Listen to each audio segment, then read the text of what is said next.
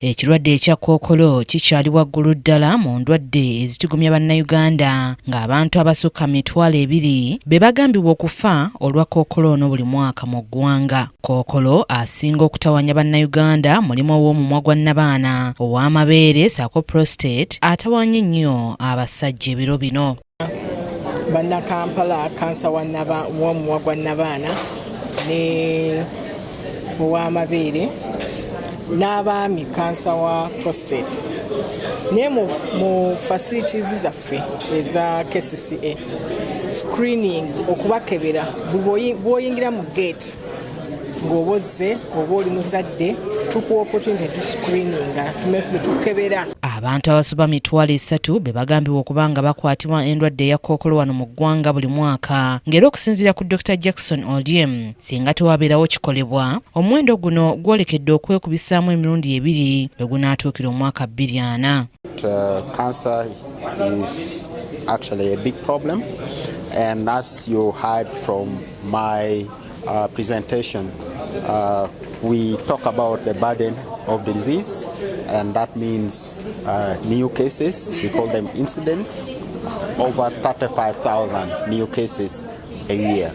And then we talk about mortality, the number of people who are dying in a year, which is up to about 27,000. So you can see that that is a very big proportion of the incident. Kati mu kaweefube w'okulwanyisa ekirwadde kino ekya kkookolo, Uganda Cancer Institute ekwataganya n'ebitongole eby'enjawulo omuli KCCA okulaba ng'ababeerawo okumanyisa bannansi ku ndwadde eno, era Dr. Jackson Oldiem alaze essuubi ku buufu bwe bakutte. That is why Kampala Capital City Authority is a very key partner in ensuring that we access the community within the city with our interventions for prevention, treatment, as well as, of course, improving outcome of cancer care.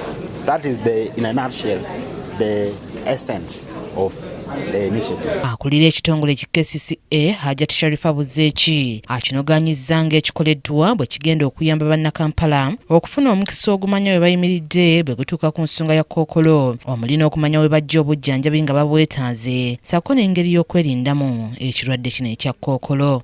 Ekisooka gwe okubanga tofunye kansa bwe tutandikira, bwe tuva bw'oba omufunye tukuyambye tutya obutatuuka ku terminal stage oba ku stage esembayo eyogamba nti tufiiriddwa. Nga tukoze biki? Tukuyambye okutegeezebwa ebyoyina okukola oleme kumufuna.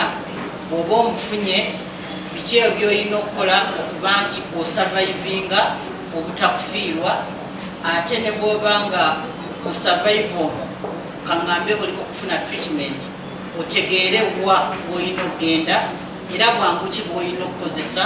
Ono era ayogedde ku nteekateeka ya KCCA okutumbula ebyobujjanjabi mu kibuga omuli n'okweyongera ku muwendo ogw'ebifo ebijjanjabirwamu. Nti mwe nga KCCA amalwaliro gammwe gayina musobola okuba nga amalwaliro gammwe gakebera kansa. Nga bwe mutulaba bwe tutudde wano n'abasayinize MOUN, ffenna tuli mu partnership eno. Kitegeeza ki? Bwe tunaaba tukola ku nsonga za kansa, ekyoluzungu kye ngenda okukozesa collaboration of these institutions eziri wano yesinga okuba enkulu. So kiba kitegeeza nti solutions zirina kuva mu ffe ffenna. Kyambadde Shadrack Joshua yakusakidde eggulire lino ku KTV Amalindirire.